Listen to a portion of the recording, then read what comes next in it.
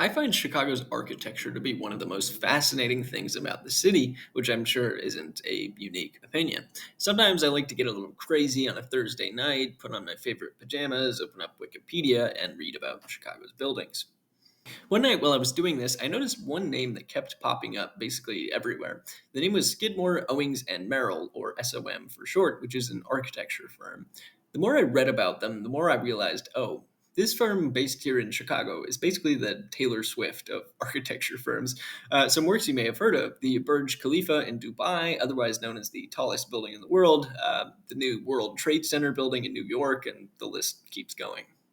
But they also have designed some of the most recognizable structures in their hometown of Chicago. And that's what I'd like to show you today. I picked out 8 to share, which is by no means comprehensive of their work here. First is kind of a sneaky, cool building you've probably walked past a bunch of times over here at 200 West Madison. It has some of the trappings of the 1980s, but it does have this really neat glass entryway thing, which I've always gazed at in wonder as I've gone past. Next up is 30 West Monroe, or the Inland Steel Building, which is also sort of unassuming. It looks like a fairly standard Chicago modern-ish downtown office building, but what you probably wouldn't guess about it is that it was completed in 1957. It was apparently pretty groundbreaking in design at the time.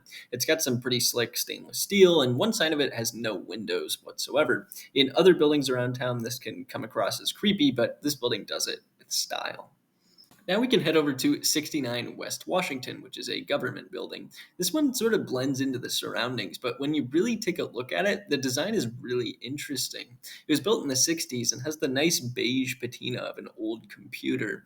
It's made of concrete and was apparently groundbreaking for an architectural technique I don't really understand. Alrighty, now we're going to Streeterville with NBC Tower. Built in the late 80s, it has some of the blocky feeling of 80s building, but it also feels very classic, very New York.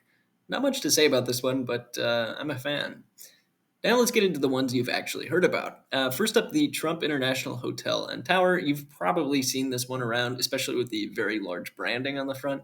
But regardless of political leanings, I think most people can agree the architecture is really cool. In our former president's classic bold style before it was built, he wanted it to become the tallest building in the world. However, that was 2001, and after some events in September of that year, he decided to scale those plans back.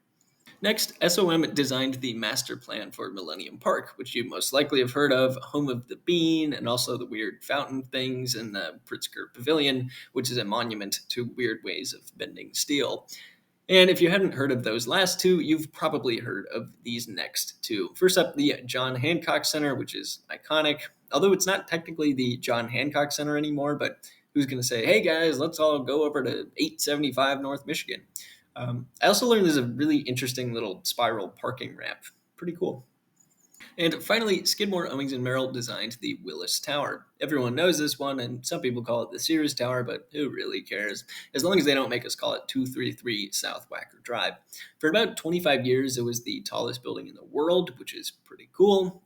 Pretty much everything has already been said about the Willis Tower, but yeah, it's iconic. So those are the creations of Skidmore, Owings, and Merrill, the Chicago-based architecture firm. They go pretty hard over there, and there are a bunch more wild projects they're doing that are still in progress. Thanks for watching.